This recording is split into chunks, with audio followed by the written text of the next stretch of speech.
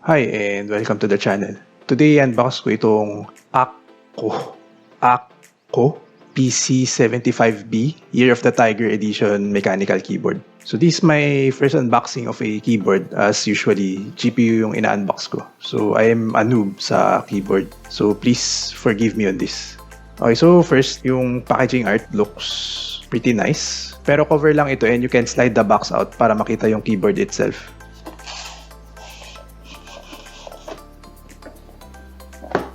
Opening the box.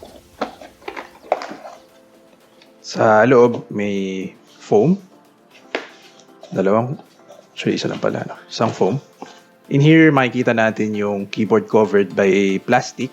Parang pang-cover ng pagkain, no? So parang cover siya ng mga grocery sushi. It is protected by two foams sa gilid which is fitted nicely. Sa taas yung accessory box kit. So let's take this out and set aside for now. Tanggalin natin yung cover. And this is the keyboard itself. It's wrapped by a foamy type of envelope. Tapos sa ilalim may USB dongle and a manual in English and Chinese.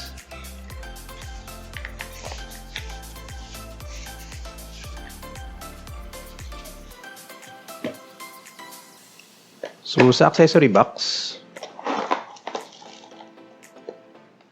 andito yung USB Type-C to Type-A na cable. And then yung keycap puller. So ito na mismo yung keyboard and ang masasabi ko lang is maganda yung design. I might be biased since Year of the Tiger ako pinanganak. So from there you can guess my age, no? So from 12 to 96 years old.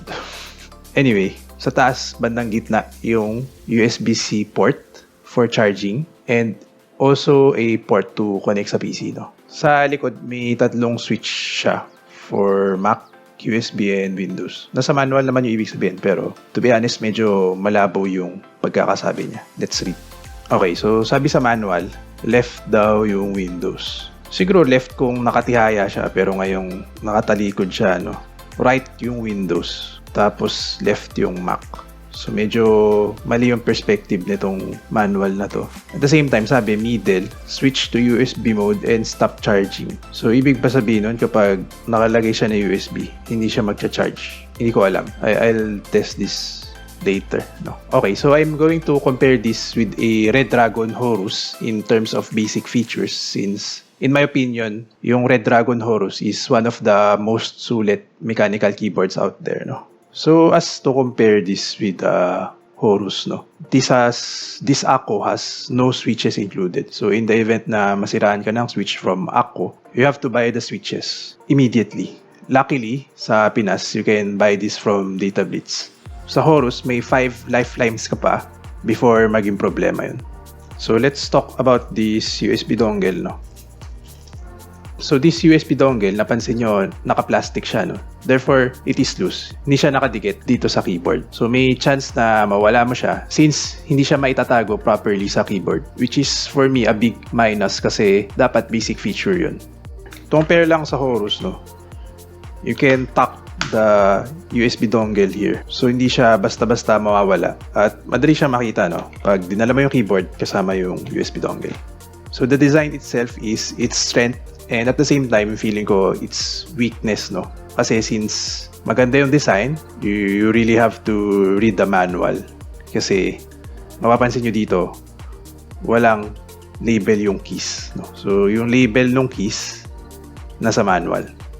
So FYI lang, ito ay control, ito ay alt, ito ay function key, no? Sa kanan. Then control, Windows, tapos Alt. I think kapag naka-Mac mode ka, command to. Then, Alt ata to. Or something. Hindi ko kabisado yung sa Mac. So, sa kanan, hindi ko rin kabisado. Pero isa dyan home, isa dyan end, isa dyan page up, isa dyan page down. So, hindi ko alam. I have to read the manual again. So, merong parang kalmot ng tigre dito. Wala siya sa manual kung ano yung ibig niya sabihin. So, hindi ko rin alam kung ano siya. So, unlike normal keyboards na kita mo yung keys agad, ito, hindi mo agad kita. So, That's a disadvantage. Pero yun, since you bought the design, kita naman siya sa website na ganun yung design. Na dapat alam mo yung risk na yun to begin with. I'm just stating it clearly in this video. So both can seem to pair up to 3 Bluetooth devices, one 2.4 GHz na USB dongle and through USB, no. So ganun din si Horus, 5 din yung kaya niya connectan at the same time. The Horus has macro recording features na parang wala sa Akko PC75B. For me, this is not a negative point against Akko but rather a positive feature for Horus, no. I can live without this macro feature pero some users might want that macro feature but for me it is definitely optional, no. As for the weight, timbangin natin. So this is 1,093 grams. So 1 kilo siya mahigit. While the Horus is just 719 grams. So napansin ko talaga na mabigat tong Akko PC75B, no. So hawak pa lang, very substantial na yung weight niya. That might be a good thing, no. So as for the flex, let's try to twist it a bit. Tingnan natin kung gaano siya mag-flex. So ito very sturdy in my opinion. Let's try for the Horus. So ito mas malambot siya kasi at the same time slim profile yung Horus kaya medyo mas malambot talaga siya, no? Mas manipis yung body niya. For me, that sounds na mas matibay yung Akko, or at least on what you can perceive, no? As for the lighting, let's try to connect this sa PC. Okay, so nagets ko na yung switch. I have to switch it to the right instead of left, no? Sabi sa manual for Windows. And then, ayan, gumagana na siya. So, sabi sa manual, I think very subtle yung lighting niya. Let's see if may way to increase the brightness. So, pwede pa daw. So, parang hindi halata yung lighting settings, no? Pero siguro kung madilim yung room nyo, baka mas kita yung ilaw. So, ang maganda lang dito sa lighting settings niya, you have 4 buttons, 1 button, 5 animation each, no? So, 2, 3, 4, 5.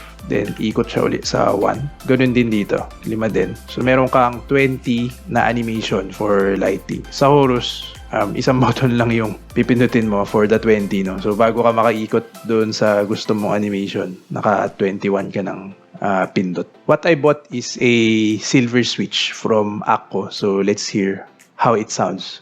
So, I think this is the battery indicator na namumula na siya.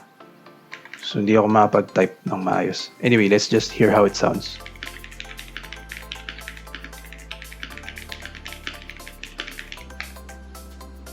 So, that's the quick brown fox jumps over the lazy dog. As for the Horus,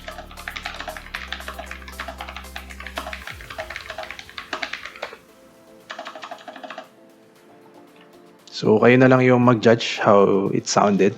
Now, let's see how we can easily replace the keycaps, no?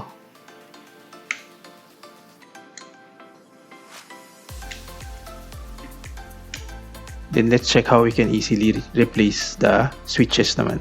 So, yung switch, parang hindi siya matatanggal nito, no? So, parang kulang yung accessories na pinadala nila. So, ito kaya niyang mag-pull ng keycaps pero hindi niya kaya mag-pull ng switch. So, Horus, may kasamang ganito which is a switch puller, no? So, hindi ko alam kung compatible siya. Ayun. So, na-pull ko yung switch using the Horus switch puller. So, sana may sinamang ganito si Akko, especially for its price, no? I was expecting na may kasamang pang-pull ng switch. So, ito yung silver switch itself. Then, parang 2 pin siya. So, you can buy this from Data Blitz. I think nasa 500 pesos for, I think, 45 pieces. I'll just show the webpage kung paano ka makakabili. As for the price, the Akko PC75B is at 6,000 pesos. While the Horus is at 3,000 pesos. No? The Akko PC75B is a bit more expensive, almost double. So, up to you na lang kung ano yung feeling nyo na mas sulit, no? Okay, so that's it for my unboxing. Thanks for watching. To like or dislike, comment on what you think, and subscribe for more unboxing and benchmarks. Bye!